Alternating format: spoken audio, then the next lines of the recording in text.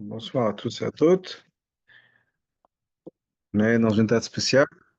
On est on passe de Yud Gimel Iyar à Yud Dalet Iyar, Pesach Sheni. Et Yud Gimel Iyar, c'est une date particulière parce que c'est la Iloula du frère du Rabbi.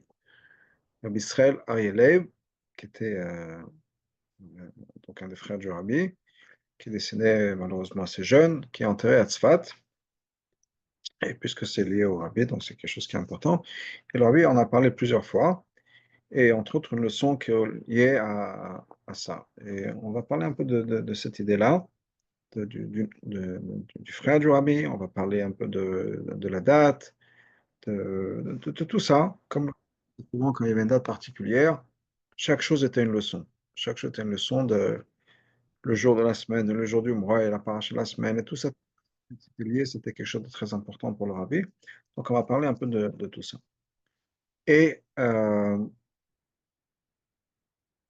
ce que je voudrais partager, donc, c'est quelque chose que le rabbi a une adaptation, si on peut dire, de ce que l'Arabie a partagé en 1991, Tafshinun Aleph, par rapport à ça. À ce moment-là, le mois de Iyar en particulier, mais c'était vrai pour tout l'été, le Rabbi avait mentionné 2 semaines avant qu'il avait tout fait pour la Géoula, maintenant c'est à notre tour. Donc on est passé je dirais au niveau de l'histoire du monde, on est passé dans un changement profond de la manière dont Mashiach allait venir. Si je me rappelle bien, j'en ai parlé il y a 2 semaines, quand on parlait de Chafret Nissan, justement, la Setzicha que l'Arbi avait dit. Il a dit qu'il avait tout fait il avait fait tout son travail à lui pour le Géoula. Et maintenant, donc, on rentre dans une autre dimension. Maintenant, à nous de le faire. Alors, qu'est-ce que ça veut dire et quel rapport par rapport à moi? Brièvement,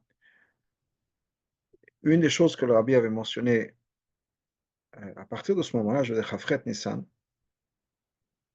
et ça a continué pendant 11 mois après, puisque presque 11 mois jour pour jour, c'était le moment où le Rabbi a eu l'attaque cérébrale et la transmission s'est vraiment passée de manière active, où c'est à nous de de prendre la relève.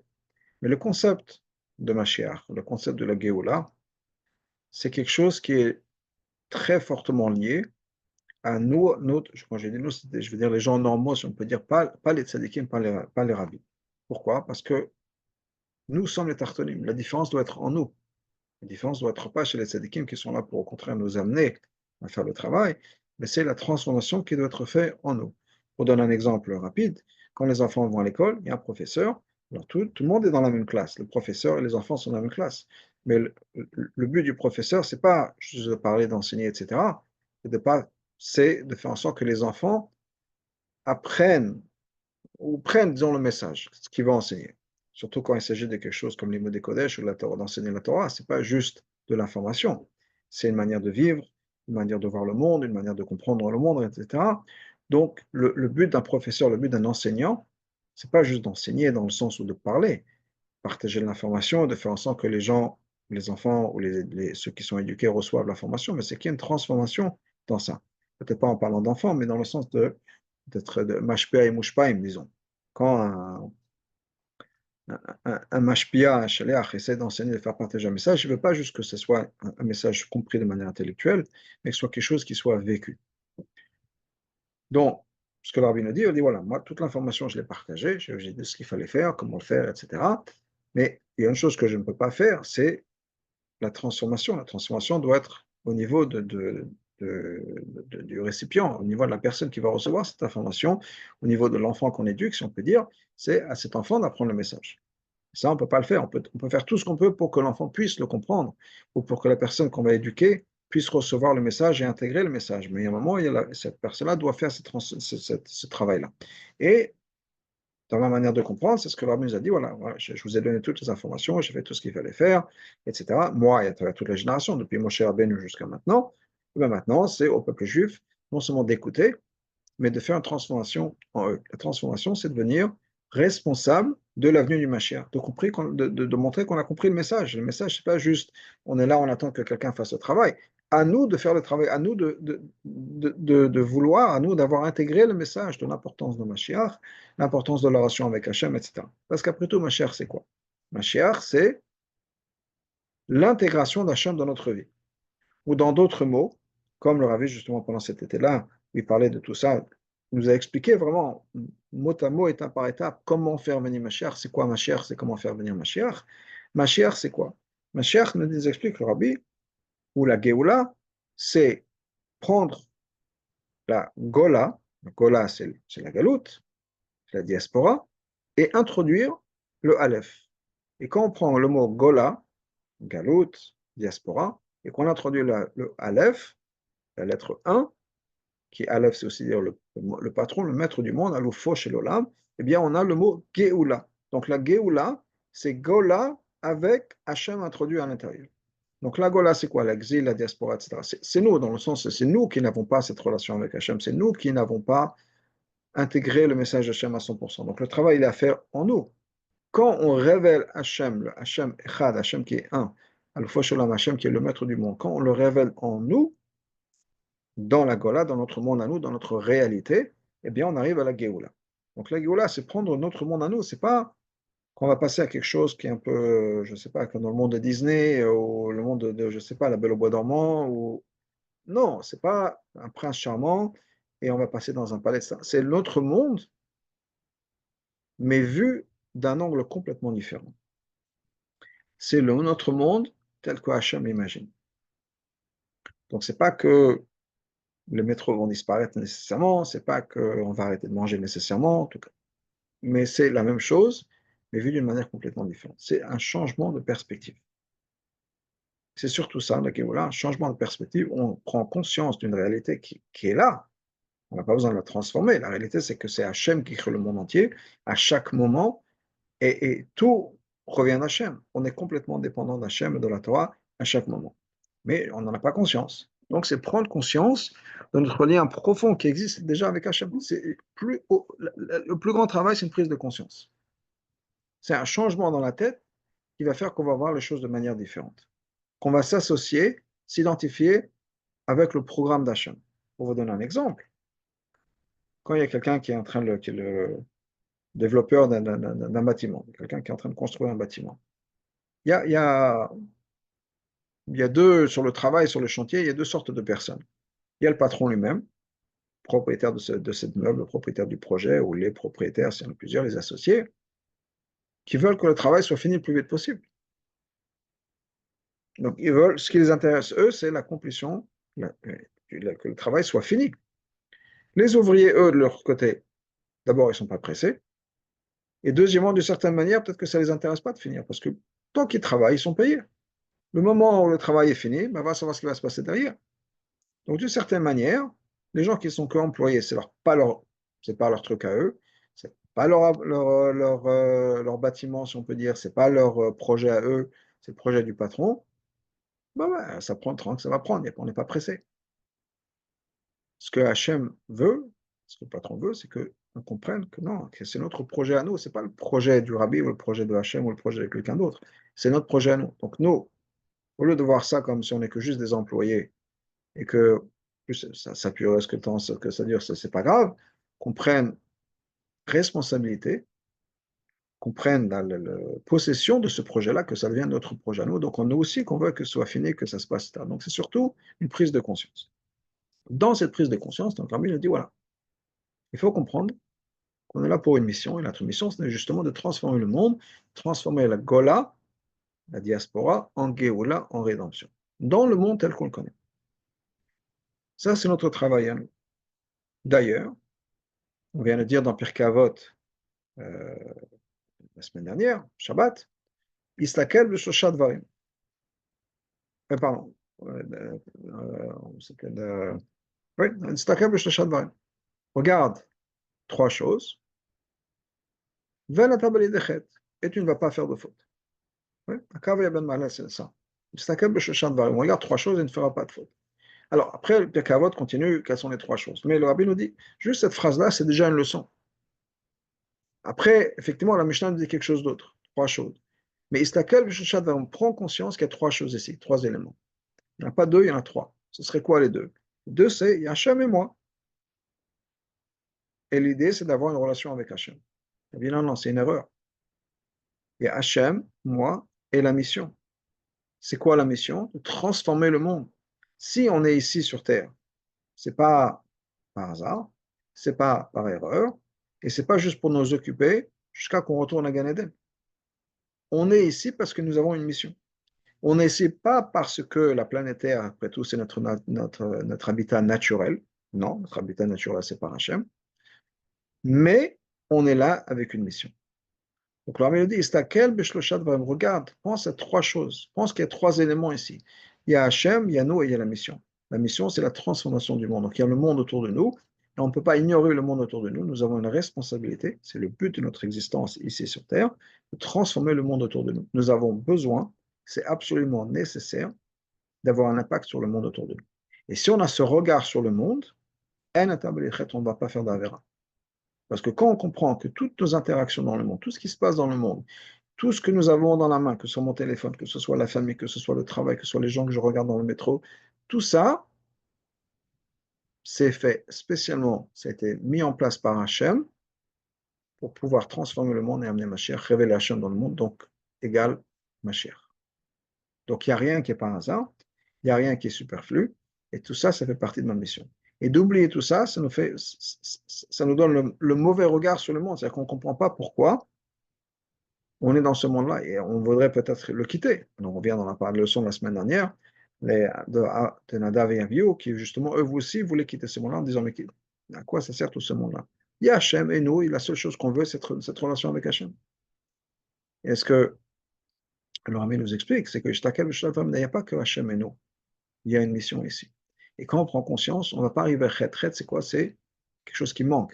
Ce n'est pas nécessairement une faute. Faute, c'est juste un manque. Le manque, c'est d'avoir accompli notre mission. Le fait que le monde n'aura pas été transformé, on n'aura pas révélé Hachem dans le monde. Maintenant, la manière dont le monde a été créé, la manière dont notre mission a été mise en place, c'est qu'il y a certaines choses qui vont être difficiles. Et ça, c'est un point très important. Et ce qui nous est difficile, à nous, et il y a des choses qui sont différentes pour plein d'autres personnes, mais ce qui est difficile pour nous, c'est généralement notre mission. C'est-à-dire, c'est là où il y a ma challenge. Là où je suis censé travailler. Il y a des choses qui sont difficiles pour moi, des choses qui ne sont pas difficiles, et chacun a des choses qui sont complètement difficiles. Donc, pardon, qui sont difficiles de manière différente, ou d'autres choses qui sont difficiles. Okay. Pour moi, par exemple, bon, je sais pas, je suis très content avec juste de lire et de mes sfarim, etc. D'aller vers les gens, c'est quelque chose qui est un peu plus difficile. Bon, il y a une leçon qui est dans le partage. Alors, bien sûr, il faut trouver un équilibre, mais il y a une leçon qui est justement dans le partage. Pour d'autres personnes, ils n'ont aucun problème d'approcher les gens, de parler, de voir. C'est vraiment des gens qui sont de nature chaleureuse et qui aiment être avec les gens et qui aiment parler, etc. Mais pour eux, c'est peut-être un peu plus difficile d'étudier la Torah, de se concentrer sur un texte, au lieu d'être un peu partout, à être très social et très aimable, etc. C'est plus difficile. Chacun a ses choses qui sont différentes et qui sont difficiles. Il y en a qui préfèrent étudier la Gemara, il y en a qui préfèrent étudier la Chassidut, il y en a qui préfèrent étudier la Halacha, qui préfèrent étudier le Chumash, il y en a qui préfèrent faire des mitzvot. Chacun a son truc qui sont faciles et d'autres choses qui sont un peu difficiles. Les choses qui sont faciles, elles sont faciles. Alors, bien sûr qu'il faut les faire. Mais là où il y a un travail interne à faire, c'est là où il y a des choses qui sont un peu difficiles. Entre autres, et ça c'est un peu personnel dans le sens, c'est ce que j'aime, une chose qui me touche et dont j'aime parler, etc., c'est la relation dans le couple, la relation humaine de manière générale, la relation dans le couple en particulier, parce qu'effectivement, il n'y a aucune relation au monde qui va être aussi difficile que la relation qu'on puisse avoir à l'intérieur du couple. Difficile dans le sens où on ne peut pas se désengager. Il y a des fois des gens dans la vie qui sont difficiles. On a le choix, on peut dire, OK, bon, on ne va pas leur parler. Et même si ça peut être le cas avec des parents, par exemple, à partir d'un certain âge, on peut ne pas avoir des relations fréquentes avec ses parents. Si on pense que c'est trop difficile et que le kibbutz avim devient tellement compliqué parce que la relation est très tendue, on peut se parler de temps en temps et pas de manière fréquente, etc. Il y a des gens chez qui ça se passe naturellement, il y a des gens qui font l'effort de prendre des distances, mais c'est faisable. Alors que dans un couple, bien sûr, on ne peut pas faire ça. On ne peut pas juste se parler une fois par semaine. C'est jour après jour, et pour le reste de notre vie, Bezrat Hashem, quand tout se passe bien. Même avec les enfants, des fois, on a un rapport un peu compliqué, mais tant que les enfants sont à la maison, c'est une chose. Mais bon, c'est pas pour eux de manière éternelle. À un moment, ils vont quitter la maison, on va faire leur foyer à eux. Ben, vraiment, la seule personne avec qui on est censé passer le reste de sa vie, aller voir tous les jours, c'est nos époux, nos épouses. Et ce qui va nous déranger dans leur comportement, c'est qu'on a un travail à faire. Mais encore une fois, c'est difficile de prendre la distance. Donc, c'est vraiment le travail le plus important, et c'est pour ça que c'est une partie de la vie qui est la plus importante, c'est la relation qu'on a dans le couple. Entre autres, parce que ça, la relation qu'on a dans le couple, c'est quelque chose qui va vraiment pousser, si on peut dire, mes boutons à moi, qui va me pousser moi à la limite. Pas seulement à cause de l'autre, c'est ma réaction par rapport à l'autre. Donc, on a un travail à faire sur soi-même. On a un travail à faire d'acceptance, d'amour, de maturité par rapport à nous-mêmes, auquel on ne peut pas échapper dans cette relation-là. Mais encore une fois, je reviens à l'essentiel, c'est que le travail doit se faire en moi. On ne peut pas changer les autres. Le travail doit se faire en moi.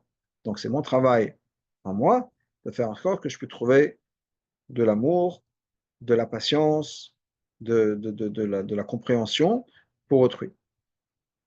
Il y a des choses qui ne vont pas me déranger chez l'autre, il y a des choses qui vont me déranger, il y a des choses qui ne me dérangeaient pas quand on était fiancés, il y a des choses qui me dérangent maintenant, il y a des choses qui me dérangeaient à l'époque et qui ne me dérangent plus maintenant. C'est pour ça ce que je dis que le travail, c'est un travail qui est très personnel, à travailler sur les choses qui me dérangent moi. Et ça peut changer. Ça ne change pas nécessairement par rapport à la personne, ça change par rapport à ce que le travail que moi j'ai à faire. Et le travail de Dira Betartonim, le travail de transformer la Gola en Géoula, c'est ça. Se libérer, révéler Hachem et se libérer, c'est quoi? C'est me libérer de tout ce qui me retient, de tout ce qui m'empêche, de tout ce qui me frustre, de tout ce qui me fâche, de tout ce qui m'énerve. Parce que quand on étudie, par exemple, Shara Bitachon, la confiance en Hachem, et qu'on intègre vraiment le message, et bien tout ça part. Nos angoisses, nos frustrations disparaissent si on comprend que tout vient d'Hachem. Donc, on a cette partie de travail à faire qui est intégrer Hachem en nous, comprendre, mais comprendre vraiment, assimiler vraiment le fait que tout vient d'Hachem, le fait que tout ce qui m'arrive dans ma vie est fait pour moi, ce qui inclut mon mari et ma femme, et les autres personnes, mais ça en particulier puisque ce sont des relations qui sont importantes, et à moi de faire le travail de transformation. Un des exemples, une expression de ça, est-ce que l'Admor Azaken nous dit dans le Tanya, Perek Lamedbet, le fameux Perek 20, Lamedbet, le fameux Perek 32, qui parle de Havat Israël. Et l'Admor Azaken nous explique là-bas dans le Perek d'Havat Israël, qui est lié à la continuation du Perek 31 de Perek Lamed Aleph, qui est la chose suivante. Un des points essentiels de notre vie est de vivre au niveau, de comprendre qu'on vit au niveau de notre Neshama. Ça veut dire quoi la Neshama? Ça veut dire que ce qui est essentiel, c'est le spirituel, et ce qui est secondaire, c'est le matériel. De vivre et de retrouver l'essence même des choses, se concentrer sur l'essence des choses. Pas sur le temporel, pas sur l'externel, mais sur la réalité des choses. Pour donner un petit exemple, qui n'est pas mentionné dans Tania, mais des fois, il peut y avoir des choses qui me frustrent chez quelqu'un d'autre. Réfléchir au pourquoi est-ce que ça me dérange? Quelle est la vraie l'âme du problème? Et je vais vous donner un exemple. Il peut y avoir des cas où quelqu'un dans la famille, ça peut être mon mari, ma femme, mes enfants, etc., fait quelque chose qui me froisse. La même action, la même chose, mais venant de quelqu'un d'autre, ne m'aurait pas dérangé. Pourquoi est-ce que ça me dérange quand c'est mon enfant qui le fait? Qu'est-ce qui change? Clairement, ce n'est pas l'acte, puisque le même acte, je suis capable de le soutenir. Pourquoi est-ce qu'il y a quelque chose qui me dérange en moi quand c'est mon enfant, quand c'est quelqu'un d'autre? C'est peut-être un exemple, je ne sais pas. On a une fille qui passe nécessairement du préserve, pas nécessairement de sniout comme on voudrait. Ça nous dérange. Malheureusement, il y a des milliers et des milliers de personnes qui ne sont pas tsniout dans la rue. Est-ce que ça me dérange? Si ça ne me dérange pas, j'ai besoin de me poser la question, pourquoi est-ce que ça me dérange quand c'est telle et telle personne? Et pourquoi quand c'est quelqu'un d'autre, ça ne me dérange pas? Arriver à l'âme du problème. Est-ce que c'est vraiment la tsniout, parce que je suis un tellement grand sadique, hein, la tsniout me dérange extrêmement, et donc la tsniout me dérange quelle que soit la personne, ou bien non, la tsniout de manière générale, ça ne me dérange pas dans le sens où je ne vais jamais être fâché personnellement, je ne vais jamais prendre personnellement le fait qu'il y a des milliers et des milliers de personnes qui ne sont pas tsniout. Mais tout d'un coup, quand c'est cette personne-là, ça me dérange. Pourquoi?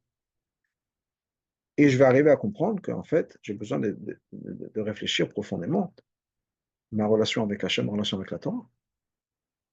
Parce que quand je ne me fâche pas par rapport à la signature, je me fâche par rapport à quelque chose d'autre. Peut-être que c'est le kavod. Mes enfants ne me respectent pas. À cause de mes enfants, je vais avoir honte quand je vais à la synagogue, quand je vais devant mes amis, quelle que soit la raison. Mais j'ai besoin d'arriver donc au profond de ça. Plein de Mouraza qui nous dit, si on arrive à vivre au niveau de l'âme des choses, voir le spirituel, voir le divin dans chaque chose, on est coincé dans nos embouteillages. Au lieu de me fâcher, je dis, OK, Hachem doit avoir une raison. J'essaie de trouver la raison. C'est notre relation par rapport au monde. Et ni de l'amour Zaken, c'est la même chose par rapport à Avat Israël. Il y a des gens dans le monde qui ne nous ressemblent pas. Et il y a des gens dans le monde qui ont des choses qui nous dérangent profondément. La manière dont ils agissent, la manière dont ils parlent, ce qu'ils pensent. Il y a des gens, moi je suis de droite, je ne supporte pas les gens de gauche. Moi je suis de gauche, les gens de droite, c'est tous des extrémistes. Quelle que soit la raison. Okay. Je suis algérien, j'aime pas les Tunisiens, j'aime pas les Algériens, ils font trop de bruit, ils font pas assez de bruit, ils sont trop froids. Quelle que soit la chose dont on voulait parler, quelque chose qui me dérange chez les autres. Mais si je veux vraiment avoir Avat Israël, parce qu'après tout, c'est une mitzvah d'avoir Avat Israël, mais dans ce cas-là, je suis obligé de mettre de côté toutes les différences qui sont superficielles et de regarder à l'intérieur de la personne. À l'intérieur de la personne, je vois une âme. Je vois une âme. Des fois, cette âme-là, elle est en douleur. Et des fois, cette âme-là, elle s'exprime de manière un peu forte et violente, parce qu'elle souffre. Mais si j'arrive à mettre de côté tout ce qui est externel, tout ce qui est superficiel, et de me concentrer sur l'âme, c'est une autre relation que j'ai avec la personne. Ça peut être vrai à nos enfants, ça peut être vrai, je reviens dans le cadre d'un couple, où il y a la même chose. Mari qui rentre à la maison après une journée de travail, il y a sa femme qui le voit dès qu'il ouvre la porte, il commence à exploser. Ah, c'est bien l'heure que tu arrives, j'en peux plus, etc. Oui, le mari peut se fâcher, c'est une réaction tout à fait compréhensible, mais il peut aussi dire, OK, quelle est l'âme à l'intérieur de ce qui se passe? Oui, je me suis en train de me faire attaquer. Dès que j'arrive à la maison, moi aussi j'ai une journée difficile, etc. Est-ce que je suis capable d'aller au profond de tout ça, regarder l'âme derrière en me disant, OK, j'ai une femme épuisée, passer toute cette journée à courir derrière des enfants, je ne sais pas quoi, à faire le ménage, à changer les couches et tout un tas de choses. Au lieu de me fâcher sur le côté superficiel des choses qui est le ton de sa voix, je peux me concentrer sur ce qui est profond et qui est, j'ai une âme en souffrance ici. Et non seulement une âme en souffrance, la personne que j'aime le plus au monde qui est en train de souffrir. Jamais j'aurais permis à quelqu'un d'autre de lui parler comme moi, j'aurais peut-être lui parler. Alors pourquoi est-ce que je permettrais jamais à personne d'autre de le faire, moi je me permets? Tout simplement parce qu'on n'y pense pas. Mais si j'arrive à penser à ça, non, j'ai en face de moi une âme, ça change toute la relation. Donc, ce que Moshe nous dit, cette réalité, ce concept de Gola, etc., c'est ça. Il y a des difficultés dans la vie. Il y a des challenges dans la vie. Mais on a besoin de creuser, de regarder quelque chose d'un peu plus profond, qui est l'âme derrière tout ça, le divin derrière tout ça, ou la Torah derrière tout ça. Qu'est-ce que la Torah attend de moi dans telle et telle situation? J'avais, il y a quelques temps de ça, j'ai une bonne vingtaine d'années, un peu plus, j'étais un peu dans une transition au niveau, disons, professionnel. Je suis en Shlichut, Miami. À la base, ma Shlichut, c'était dans l'éducation, dans le chinour. Je travaille à l'école, c'est pour ça que je suis venu ici à Miami, pour travailler au Cheder, Chabad de Miami. Puis, je, de Morée au Melamed, je suis devenu directeur, le Menaël. Et puis, bon, d'une certaine manière, je suis monté jusqu'à ce que je me retrouve à l'extérieur. Et il y avait cette période de transition Et j'étais un peu trop dans l'incertain, si on peut dire, par rapport à la shlichut, par rapport à ce que je vais faire. Et bon, appelons ça, comment, dans des mots très simples, niveau la parnassa. Dans le sens où shlichut, c'est bien, mais euh, d'une certaine manière, il faut trouver une manière de quoi payer les factures et vivre, etc. Je parlais avec un ami en Israël, qui était aussi plus ou moins dans la même situation, de choses différentes, mais on est aussi entre deux choses, entre deux chaises, si on peut dire de cette manière, un peu dans l'incertitude. Et ce que cette personne disait, c'est que, voilà, à quoi ça sert la chassidoute qu'on a appris si ce n'est pour ces moments-là? C'est facile de parler d'Hachem, de dire oui, Hachem, Hachem Echad, Hachem est un, tout vient d'Hachem quand tout va bien. Bien sûr. C'est les moments où c'est un peu plus difficile, les moments un peu plus compliqués, on ne voit pas trop, comme on dit, Ma'in Yavo Ezri, d'où va venir mon aide, comment ça va se passer, comment je vais payer les factures la semaine prochaine. Et que là, on se repose vraiment sur la chassidoute. C'est là où la chassidoute fait ses preuves. La Torah, c'est là où on a vraiment besoin de cette vision. C'est pas juste de parler en théorie, mais cette vision du monde où c'est Hachem qui gère vraiment les choses et on est capable de l'intégrer, c'est justement quand il y a un peu de challenge, quand il y a des difficultés. Pas juste tout va bien ou bien sur les parties de ma vie où tout va bien. C'est justement ces parties qui sont un peu difficiles, parties qui nous demandent un peu plus d'efforts, sur lesquelles on a besoin vraiment d'intégrer le message de la Torah, donc le message de la Chassidut. Et ça, nous dit le Rabbi, c'est le premier message du nom de son frère Israël. Le frère du Rabbi avait trois noms, Israël, Arié, Leib. Israël, c'est justement ce concept-là. Israël, on trouve dans les Sfarim deux raisons, deux explications de ce nom-là. Un, c'est Yesh Shishim Ribo Otiot la Torah.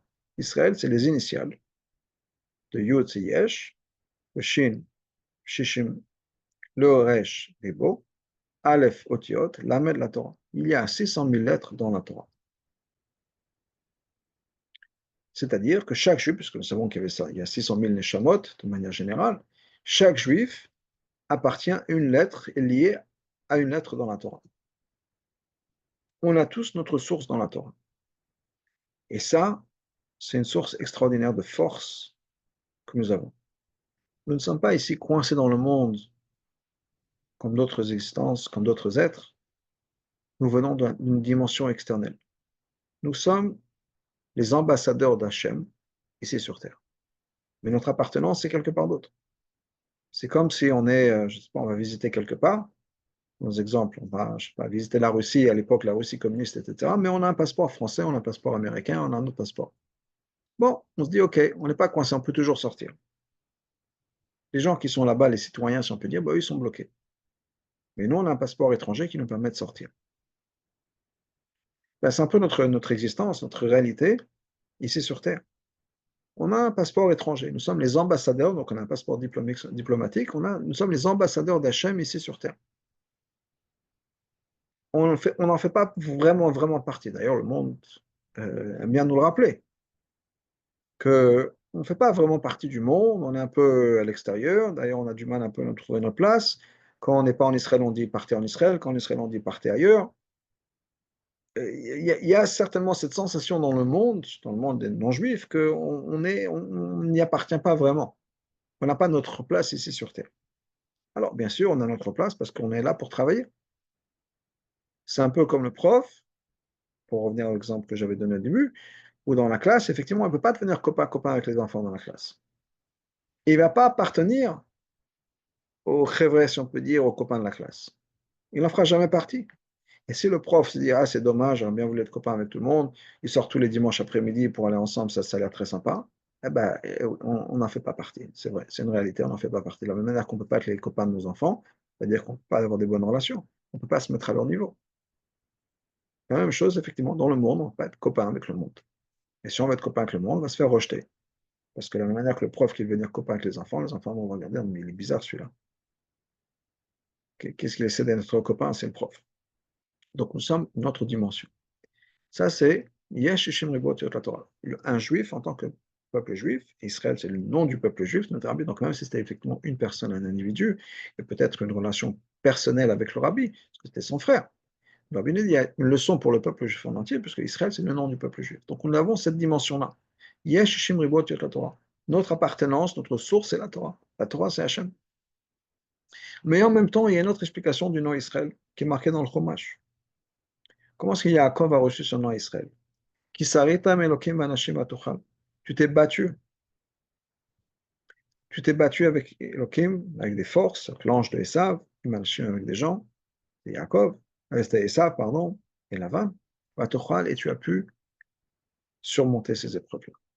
C'est-à-dire, il y a des épreuves. On ne vit pas juste dans un monde de Kedusha, dans un monde où il n'y a que Hachem. Ou bien le monde où il y a, qui est parfait.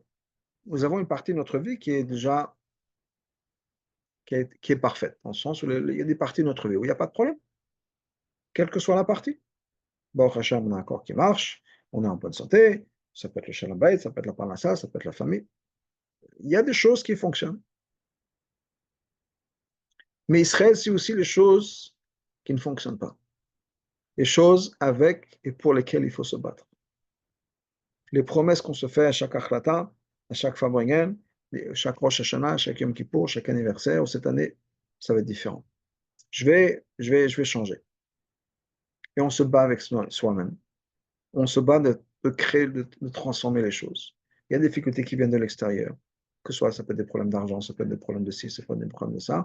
Il y a des difficultés qui proviennent de l'extérieur, mais il y a aussi un conflit interne. Ce conflit interne, c'est des choses qui nous dérangent. Et on se bat avec ça. C'est les choses avec lesquelles on se bat. J'aime beaucoup mentionner cette histoire, et je vais le faire encore une fois, et vous me pardonnerez si je la raconte un peu trop souvent. L'histoire de ce chassid du Almorazaken, à qui on a posé la question, on dit, qu'est-ce qui a changé dans ta vie? C'était quelqu'un qui était très religieux, très érudit, etc., qui habitait en Israël, à Yerushalayim, et qui est devenu ensuite, qui est parti en Russie, qui est devenu un chassid du Almorazaken. On lui a demandé qu'est-ce qui a changé dans ta vie avec la chassidut. C'est pas que tu as découvert le judaïsme, avant tu ne connaissais pas, tu n'étais pas religieux, tu as découvert le judaïsme par l'intermédiaire de Chabad. Non, tu as toujours été religieux, toujours étudié la Torah, toujours connecté avec Hachem. Qu'est-ce qui a changé dans ta vie maintenant que tu as découvert la chassidut? Et sa réponse était la suivante. Il a dit, ma réponse est la même, ma question a changé. Ma réponse est la même, ma question a changé. Et je raconte cette histoire parce qu'effectivement, c'est quoi? Qu'est-ce qui fait la différence entre un chassid et quelqu'un qui n'est pas un chassid? Ce n'est pas nécessairement les réponses qu'il a. La réponse était la même avant et après. C'était quelles sont mes questions? Avec quoi est-ce que je me bats? Qu'est-ce qui me dérange? Ça a changé. Je pensais une chose, où je me battais, si on peut dire, j'ai des difficultés avec certaines choses, et maintenant, bon, j'ai une réponse. Maintenant, mes difficultés sont différentes. Ça ne veut pas dire qu'il n'y a plus de difficultés, ça veut dire que mes difficultés sont différentes. Et ça, c'est quelque chose d'important. Cette partie-là, laquelle on doit effectivement faire des efforts. Il n'y a aucun problème, aucun souci avec ça. Il y a des choses, c'est un des cadeaux du Tanya, qui est on n'a pas d'attente nécessairement d'être parfait. Il y a des épreuves dans la vie, il y a des choses sur lesquelles nous devons travailler. Et il n'y a pas de problème. On n'a aucune raison d'avoir honte de la personne que nous sommes, aucune raison d'avoir honte des fautes que nous avons faites. Alors, effectivement, il faut travailler dessus, il faut essayer d'améliorer, etc. Mais la honte qui est la gêne qui fait que je peux en parler à personne, je suis sale, souillé, et je ne pourrai jamais devenir une bonne personne, etc., ça n'a pas sa place. Ça n'a pas sa place. Dans le Mozaken nous dit dans le Tanya, une fois qu'on a demandé à Hachem pardon, il faut avoir l'aïmouna que Hachem va nous pardonner. D'ailleurs, on fait une bracha, Baruch ata Hachem, Chanuna Ma'abel Sloach, Hachem nous pardonne. Si il y avait un doute, ce que Hachem nous aura pardonné ou pas, on n'aura pas le droit de faire une bénédiction, puisqu'on n'a pas le droit de faire une bénédiction si on n'est pas sûr. Ça fait que bracha, quand on a un doute, est-ce qu'on a besoin de faire une bracha ou pas, ou est-ce qu'on peut faire une bracha ou pas, on ne la dit pas. Donc, certainement, si on est la bracha que Dieu nous pardonne, c'est que Dieu nous pardonne, il n'y a pas un doute du tout. Donc il y a des choses avec lesquelles nous nous battons, il y a des choses qui sont en nous, quel que soit le problème que nous puissions avoir, problème de couple, des programmes avec les choses qu'on regarde sur Internet, qu'on n'aurait pas dû regarder, les histoires qu'on a avec, quel que soit le problème qu'on a, on a ça, les difficultés, il y a des choses, effectivement, on peut en travailler, on peut en parler avec des gens, il y a des gens qui sont là, mashpéim, des thérapeutes, etc., des rabbinim, mais l'idée c'est qu'il n'y a aucune raison d'être gêné d'avoir des choses sur lesquelles ne sont pas encore parfaites et de s'attendre qu'on doit être parfaites. Et ça, c'est les deux. C'est le paradoxe d'Israël, me dit le rabbi. C'est qu'effectivement, la Torah. On est des gens qui sont extrêmement saints, reliés à la Torah directement, et donc reliés avec Hachem. Mais en même temps, il y a des choses sur lesquelles on se bat. Mais ça fait partie de la création du monde. C'est la raison pour laquelle Hachem a créé le monde, c'est pour qu'on puisse transformer ça et amener Mashiach justement dans ces endroits noirs du monde et de nous-mêmes. Les parties qui sont compliquées de notre existence, ramener Hachem et révéler.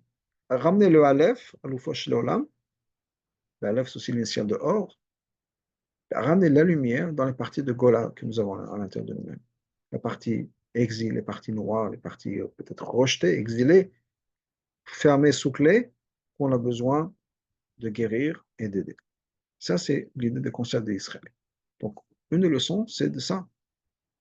On a des challenges dans la vie, on a besoin de les travailler dessus, on a besoin de ramener Hachem dans ces endroits-là, pas avoir honte, mais de nous permettre d'avancer, de ne pas rester bloqué, de ne pas rester paralysé par tout ça, mais de pouvoir être capable d'aller chercher l'aide dont on a besoin, d'en parler, et de pouvoir avancer, illuminer la lumière, amener Hachem dans ces endroits, dans ces parties de nous-mêmes. Ensuite, on a le mot Arié Leib. Arié, c'est un lion. Et on dit, c'est dans la Shulchan Aruch, Yidgaber, car il faut être fort comme un lion. C'est-à-dire que il faut des fois du courage, effectivement. Il y a des choses pour lesquelles on a besoin d'amener Mashiach dans notre vie. On a besoin d'intégrer Hachem dans notre vie, dans sa partie à nous. C'est-à-dire d'accepter ce que nous sommes, d'accepter de travailler sur tout ça, pas se sentir sale, souillé, au moins que, avec tout ça, et de le faire avec courage. Le courage de faire face à ça. C'est important de ne pas avoir honte, parce que quand on a trop honte, on y va, ça y est, on a ce mur qui se bloque, qui nous bloque. Donc il faut avoir le courage de faire face aux choses qui nous dérangent et de pouvoir avancer. Ça, c'est le concept de Arié. Ensuite, il y a le mot Leib. Leib, c'est un lion en yiddish. Yiddish n'est pas une langue sainte. Arié, c'est en hébreu, donc la langue sainte, la Shana Kodesh. Leib, c'est une langue c'est une langue juive, donc il y a un certain degré de Kedusha, comme d'autres langues juives, comme le ladino ou le judéo-arabe, qui ont une Kedusha, parce que c'est une langue dans laquelle les Juifs ont parlé pendant des siècles et des siècles, et dans laquelle on a étudié la Torah, on a fait des Dvar Torah dans cette langue-là, donc c'est pas juste comme une langue non juive à 100%. Le yiddish, même le mot yiddish, ça veut dire juif, c'est une langue juive. Les autres qui sont judéo-arabes, ladino, dans le judéo-arabe, il y a le mot judéo aussi. Donc, il y a un concept de kedusha dans ces langues-là aussi, mais c'est pas la langue dont on parle. Donc, c'est parce que toutes ces idées-là, il faut les ramener dans notre concret. Il y avait un mashpia qui s'appelait Moshe Yitzhak. Moshe Yitzhaki. Moshe Yitzhaki, c'est un mashpia. Quand il y avait des femmes quand il prenait un peu de mashké, et qu'il y avait des femmes des fois, il se servait de gros mots en yiddish ou en russe. Et les gens étaient des fois un peu choqués. Ils disaient, qu'est-ce que je peux faire? C'est la seule langue que mon Nefesh Habahamit comprend. Et des fois, on a besoin de traduire les choses. Traduire les choses, c'est important dans le sens où on peut lire des mots dans un mamar, dans une sikha, et quand on lit les mots juste tels quels, c'est une chose. Et quand on arrive à interpréter le message, regarde un peu la neshama derrière, c'est-à-dire traduire ça dans des mots, peut-être que c'est des mots de psychologie, des mots de thérapie, mais des mots qui vont nous parler à nous, parce que c'est dit en français, mais pas juste une traduction dans le texte littéral, mais une traduction dans le sens une interprétation. On peut vraiment assimiler le message dans une langue, disons, moderne et qui nous parle, c'est quelque chose d'autre. Et ce travail de traduction, c'est quelque chose d'extraordinaire. Dans le sens, simplement comme dans un couple aussi, des fois, où il y a un qui dit des mots et l'autre comprend quelque chose de complètement différent, parce que l'usage des mots est différent. Et des fois, dans la Torah, même dans les Sfarim de Chassidut ou d'autres choses, les mots, que ce soit en hébreu, en yiddish ou en autre langue, même si c'est en français, ne nous parlent pas. On a besoin d'une interprétation plus qu'une traduction. Donc on a besoin de faire la transition, de prendre ce concept d'Israël, de Arié, de faire le courage de faire face à nos épreuves, en sachant très bien que nous sommes liés avec Hachem. Donc nous avons absolument toutes les capacités. Mais ayant le courage de traduire ça dans des mots que nous comprenons à nous, d'interpréter ce message-là d'une manière à ce que ça nous parle, c'est quelque chose de très important. un des grands challenges que j'ai dans ma vie, et c'est un problème que j'ai, c'est que des fois, on a des Fabragane, etc. Je trouve que c'est un peu plat. Tu sais, on raconte des histoires. De temps en temps, il y a quelqu'un qui, je sais pas, qui va dire quelque chose d'un peu, bon, un peu, je veux dire, cliché, standard. Euh, et puis c'est plus ou moins toutefois la même chose. Et ça me dérange, ce qui fait que, bon, comme je dis tout à l'heure, je suis pas nécessairement dans quelqu'un qui aime les bains de foule. Donc, déjà, faire bagarre de s'asseoir avec tout le monde, etc., pendant des heures, c'est pas nécessairement là où je me retrouve le plus facilement, si on peut dire. C'est un peu le côté introverti de la personne. Euh, mais j'ai besoin d'avoir des conversations profondes. Et c'est bon, c'est la même chose, le côté naturel, hein, introverti que j'ai. Et bon, ça a les avantages et les inconvénients que chaque personne a. Mais des fois, je ne trouve pas la profondeur. Bon, il faut traduire ça. Des fois, il y a des choses qu'on a besoin de traduire, d'expliquer, etc. Des fois, j'ai du mal à expliquer ou à traduire ce que j'essaie de faire de manière personnelle. Des fois, je me retrouve à faire les mêmes discours, si on peut dire, quand il y a des Fabrégans, quand c'est moi qui dois parler à Fabrégane, je me retrouve à dire les mêmes clichés, si on peut dire, que tout le monde, parce que j'ai du mal, des fois, à traduire ce que j'essaie, ce que je ressens vraiment, ce que je voudrais dire vraiment dans des mots qui ont du sens et que j'arrive à partager. Donc, c'est important de pouvoir faire cette transition, de pouvoir traduire dans des mots qui parlent aux gens quand moi j'écoute, quand moi je parle, de vraiment pouvoir traduire ces concepts-là dans des mots qui parlent et qui sont adaptés. Donc, pour résumer un peu tout ça, c'est que nous avons un travail à faire. Ce travail-là, nous avons absolument la capacité de le faire. Parce que dans le mot Israël, qui représente le peuple juif de manière générale, Yesh Shem Botir la Torah, on est tous connectés, chaque neshama connecté avec une lettre de la Torah. La Torah, c'est Chokma, la Torah, c'est Hashem. C'est l'expression d'Hachem.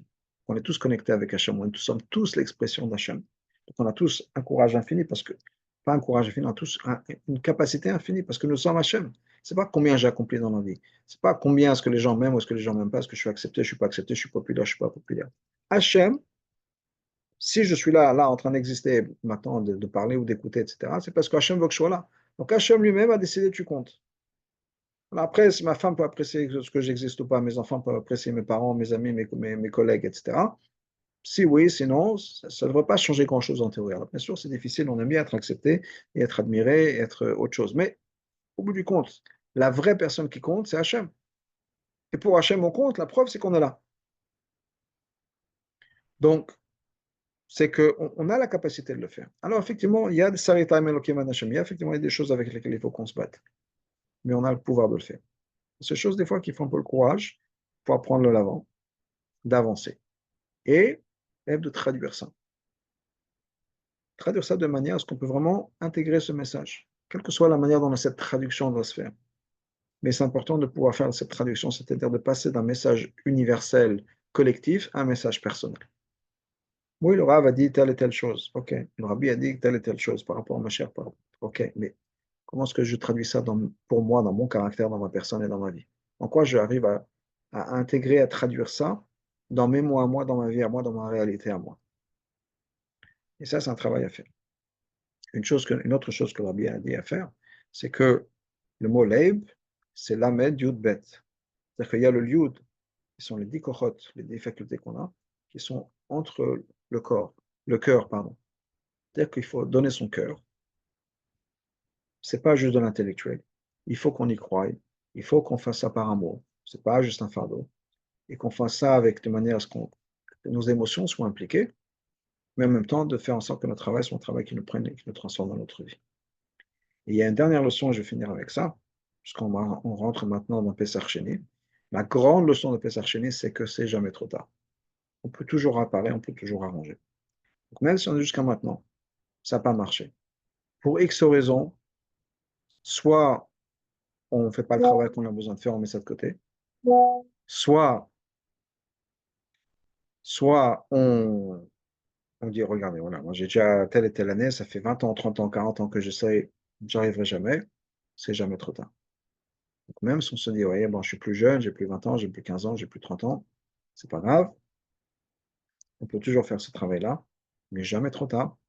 que Bezrat Hashem, on puisse faire en sorte que ce ne soit pas juste des mots, mais qu'on puisse vraiment, vraiment se transformer, révéler l'Hachem, révéler la lumière dans nos vies à nous, pas chez le voisin, chez la femme, chez le mari, chez l'autre, nous, nous-mêmes, que nous puissions vivre une vie heureuse, une vie lumineuse, une vie accompagnée d'Hachem, qu'on puisse regarder nos épreuves en disant, c'est des choses qui vont faire grandir, pas des choses qui sont là pour me briser ou bien ça, j'arriverai jamais, ce sera comme ça pour le reste de ma vie, qu'on puisse vraiment, vraiment se transformer, grandir et amener la Géoula dans notre petit coin à nous de notre cœur.